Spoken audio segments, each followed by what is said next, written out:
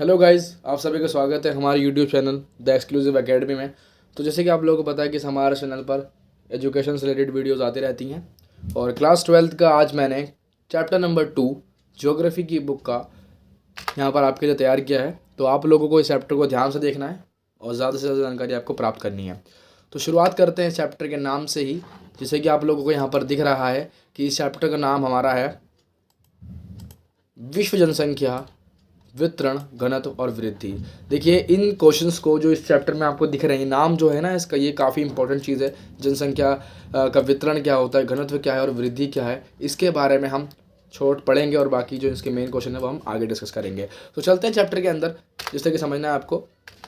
तो सबसे पहला यहाँ पर हमारा सामने क्वेश्चन आता है, जनसंख्या घनत्व क्या होता है, what is population density, English में पूछता है। तो घनत्व क्या है, देखिए ध्यान समझिएगा, प्रति इकाई वर्ग किलोमीटर में क्षेत्रफल पर रहने वाले लोगों की कुल संख्या।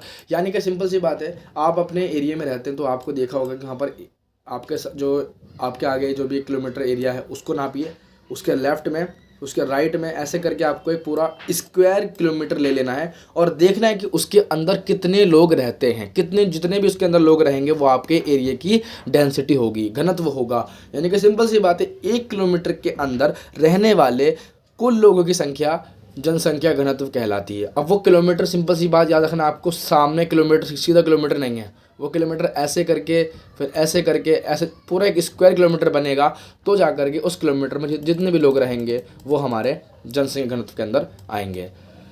समझ में आ गया होगा आपके, बहुत ही छोटा टॉपिक था, घनत्व क्या होता है। तो हर किलोमीटर में, प्रत्येक 1 किलोमीटर में रहने वाले लोगों की संख्या को जनसंख्या घनत्व कहा जाता है। नंबर 2 अगर हम देखें तो जनसंख्या वितरण क्या है।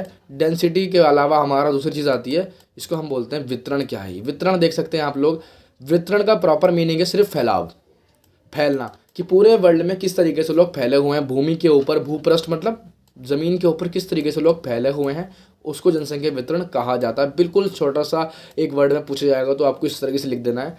नंबर 3, जनसंख्या वृद्धि क्या है, व्हाट इज़ वृद्धि। देखिए वृद्धि का मतलब ध्यान रखना है, बढ़ना नहीं है। बढ़ना आपको लग रहा होगा, हिंदी में सुनते हैं वृद्धि बढ़ना, है ना, बढ़ना वृद्धि नहीं है। सिर्फ वृद्धि का मतलब है सिर्फ और सिर्फ परिवर्तन।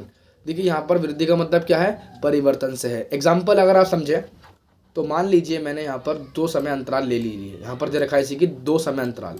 क्या होता है 2 समय अंतराल, 2010 से 2020 तक 10 साल हो गए, कोई दिक्कत नहीं है। 5 6 कितने भी आप ले सकते हैं डिफरेंस, बट 2 समय अंतराल हमारा, एक समय और दूसरा समय, इन दोनों समयों के बीच में जनसंख्या में होने वाला परिवर्तन। मान लीजिए 2010 में जनसंख्या, या कह सकते हैं 2010 में स्टार्टिंग में जनसंख्या दिखी गई थी सिर्फ और सिर्फ 10 करोड़। उसके बाद 20 तक आते आते वो हो गई हमारी 20 करोड़, 10 से 20 करोड़ हो गई जनसंख्या। तो क्या हुआ हमारा, ये परिवर्तन हो गया।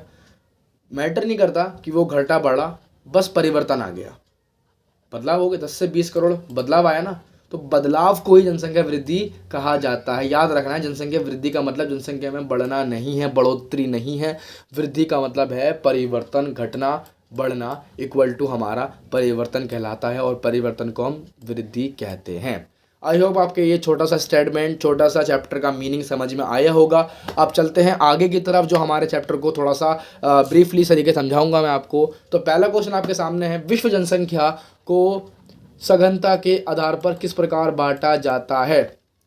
सबसे पहली बात, सघनता क्या होती है आपको पता होगा, नहीं पता तो देखते हैं।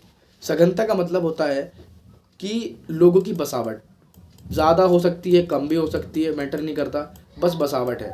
बसावट मतलब जो भी वहाँ पर लोग रहते हैं, कम, ज़्यादा या बहुत कम, उसको हम एक 3 तरीके समझ सकते हैं। ये क्वेश्चन आपसे पूछ रहा था कि वर्ल्ड के अंदर जो जनसंख्या रहती है वो, उसको हम उसकी किस तरीके से उनको बांट सकते हैं। तो हम उनको 3 भागों में बांट सकते हैं। पहला है सघन क्षेत्र, मतलब वो क्षेत्र जहाँ पर 200 व्यक्ति से ज़्यादा रहते हों। अब क्षेत्र कैसा होगा, वो जहाँ पर हमने उसको 1 वर्ग किलोमीटर में ले लिया, 1 स्क्वायर किलोमीटर ले लिया।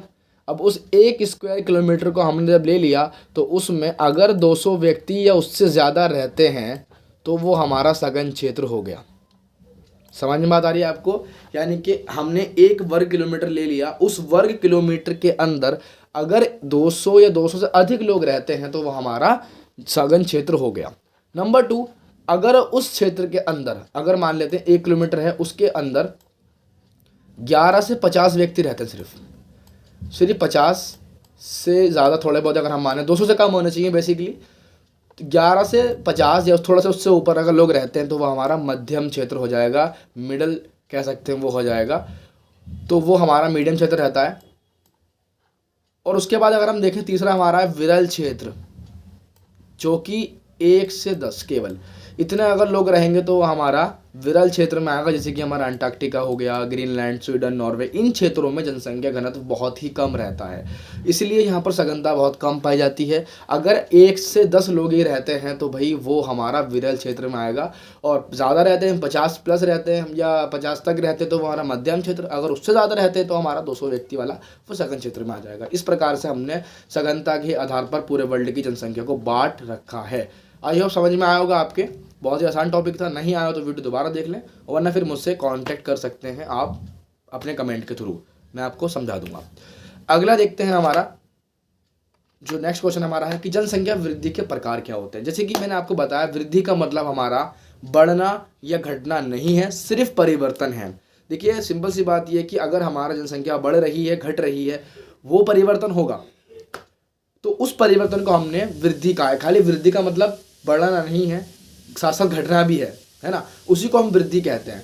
अब इसमें हमारा पहला प्रकार जो आता है वो आता है हमारा ऋणात्मक वृद्धि दर, यानी कि अगर मान लेते हैं 2010 से 2020 तक ये जो हमारी जनसंख्या रहती है वो थी हमारी 100 करोड़, लेकिन उसके बाद अगर हम देखते हैं तो वो हमारी हो गई, मान लो 100 करोड़ थी तो वो हमारी 90 करोड़ मान लेते हैं जनसंख्या हो गई, मतलब कम हो गई, 90 करोड़ हो गई।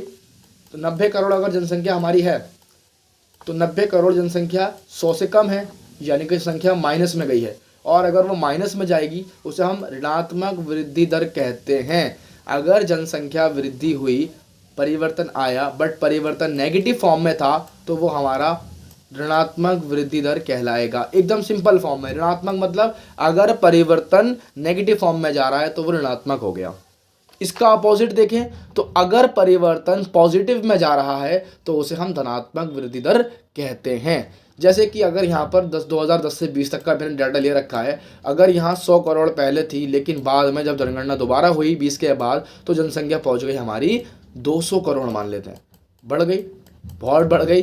तो इस बढ़ने की वजह से क्या हुआ, अगर जनसंख्या पॉजिटिव में जाएगी उसे हम कहेंगे धनात्मक वृद्धि दर। अगर आपको यहाँ पर दिख रहा हो तो हम उसको इस तरीके से स्टेटमेंट में लिखते हैं कि समय अंतराल के बीच में देख सकते हैं कि जनसंख्या में अगर सकारात्मक यानी कि पॉजिटिव आएगा तो वो हमारा धनात्मक होगा, और अगर उसका ऋणात्मक आएगा तो वो हमारा नेगेटिव होगा, नकारात्मक होगा। ये हमारे 2 प्रकार की वृद्धि होती हैं, कह सकते हैं वृद्धि का प्रकार हैं।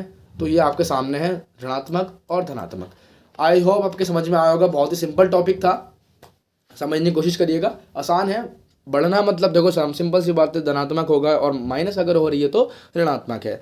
बहुत ही आसान टॉपिक था। चलते हैं आगे की ओर, जिसको आपको सामने दिख रहा होगा आपके, ये जनसंख्या परिवर्तन के कारक क्या होते हैं। देखिए जनसंख्या परिवर्तन, अभी हमने पढ़ा जनसंख्या परिवर्तन होता क्या है, वृद्धि ही होता है, बट उस क्यों होता है हम पढ़ेंगे अब यहाँ पर, क्यों होती है जनसंख्या में परिवर्तन, क्यों आता है। तो ये क्वेश्चन ऐसे भी आता है, जनसंख्या परिवर्तन के घटक, इस तरीके से भी क्वेश्चन बनता है। कारक कह लीजिए, घटक कह लीजिए, दोनों में मतलब एक ही डिफरेंस है, कुछ डिफरेंस नहीं है, बस थोड़ा सा वर्ड का डिफरेंस है कि जनसंख्या अगर जो बदलती है, परिवर्तन होता है, तो उसके क्या कारक है, क्या कारण है उसके। तो पहला जन्म दर, अगर किसी एरिया की जनसंख्या में लोग पैदा होंगे, कहीं पर जनसंख्या पहले थी, अगर वहाँ पर लगातार बच्चे पैदा हो रहे हैं, या लगातार भी नहीं कहूँगा, बस हो रहे हैं, तो वहाँ पर परिवर्तन आएगा ही आएगा। आपको पता है अगर यहाँ पर 100 लोग हैं, एक और पैदा हो गया, 101 हो गया, परिवर्तन हो गया ना, दैट इज कॉल्ड परिवर्तन। किसकी वजह से हुआ, जन्म दर। तो हमने पढ़ लिया पहला कारक क्या है, जन्म दर की वजह से वहाँ पर जनसंख्या में परिवर्तन होना शुरू हो गया। मान लेते हैं कि अगर वहाँ पर जनसंख्या 100 थी, लेकिन लोग, एक व्यक्ति मर गया, खाली ज़्यादा नहीं मरे, एक व्यक्ति मर गया, -1 कितने बचे, 99। क्या हुआ भाई, परिवर्तन आ गया। तो व्यक्ति के मरने से भी परिवर्तन आएगा, पैदा होने से परिवर्तन आएगा, जन्म दर की वजह से परिवर्तन और मृत्यु दर की वजह से परिवर्तन। तो ये दो हमारे टाइप थे, दो कारक थे, दो घटक थे जिनकी वजह से जनसंख्या में परिवर्तन आता है। बहुत ही आसान टॉपिक है, आपको ऐसे ही पता लग जाएगा। देखिए जन्म दर मतलब बढ़ना, पैदा होना, उससे परिवर्तन आएगा, और लोग अगर मरेंगे उससे ही परिवर्तन आएगा। बहुत ही आसान टॉपिक था। और लास्ट आपको पता है प्रवास, सबसे थोड़ा सा ज़्यादा ही मैं कहूँगा इस चैप्टर का बच्चों को रटा रहता है, प्रवास प्रवास प्रवास। तो देखिए प्रवास सबसे फेमस टॉपिक है, बट इसके बारे में मैं आपको अगली वीडियो में समझाऊंगा सही तरीके से। बट आपको सिर्फ यहाँ पर थोड़ा सा समझना है प्रवास को किस तरीके से यहाँ पर जनसंख्या को कह सकते हैं कि कह सकते हैं कि हमारा इसको परिवर्तन करता है। तो सबसे पहली बात यहाँ पर आती है, जो प्रवास क्या करता है, अगर मान लेते हैं जनसंख्या यहाँ पर 100 थी, लेकिन किसी दूसरे बंदे ने आकर के यहाँ पर प्रवास करा। पता है प्रवास का मतलब बेसिकली कि जब लोग दूसरी जगह से आकर के बस जाते हैं उसे प्रवास कहा जाता है। तो मान लेते हैं किसी दूसरे एरिया के लोगों ने आकर के वहाँ पर 1 या 2 लोग थे, वो आकर बस गए। जनसंख्या कितनी हो गई, 101 या 102 हो गई। अब जनसंख्या बदल गई ना, किसकी वजह से, प्रवास की वजह से। तो प्रवास भी जनसंख्या परिवर्तन के घटक में आता है। प्रवास भी जनसंख्या को परिवर्तित करता है, जन्म दर भी करती है, मृत्यु दर भी करती है, और प्रवास भी करता है जनसंख्या को परिवर्तित। और अब अगर देखें, मान लेते हैं कि अगर जनसंख्या में परिवर्तन, यहाँ पर आपको लग रहा हो खाली प्रवास से पॉजिटिव होता है, तो नेगेटिव भी होता है। देखिए जिस एरिया से ये लोग आए होंगे वहाँ की जनसंख्या भी होगी, बट वहाँ से एक बंदा यहाँ पर आएगा तो वो कम हो गया। तो प्रवास की वजह से 2 जगह की जनसंख्या में परिवर्तन आता है, जहाँ पर वो पहुँचा, उसका जो हमारे कह सकते हैं कि गंतव्य स्थान था, और जहाँ से वो निकला उसका उद्गम स्थान, वहाँ की और जहाँ पहुँचा, दोनों जगहों की उसने जनसंख्या को परिवर्तित कर दिया। किसकी वजह से, सिर्फ प्रवास की वजह से, इस प्रक्रिया की वजह से वो यहाँ पर हमारा हो गया। तो गाइस के लिए गाइस जितना ही, बाकी जो अगला पार्ट है मैं उसको आपको अगले पार्ट में जो बचा है इसके अंदर मैं उसको उसमें कंज्यूम कर दूंगा। और बाकी का जो भी आपको इसमें कुछ क्वेरी हो वो आप मुझसे कमेंट के थ्रू पूछ सकते हैं। तो आप जुड़े रहिए हमारे चैनल के साथ, सब्सक्राइब कीजिए, लाइक कीजिए और शेयर कीजिए। Thanks for watching.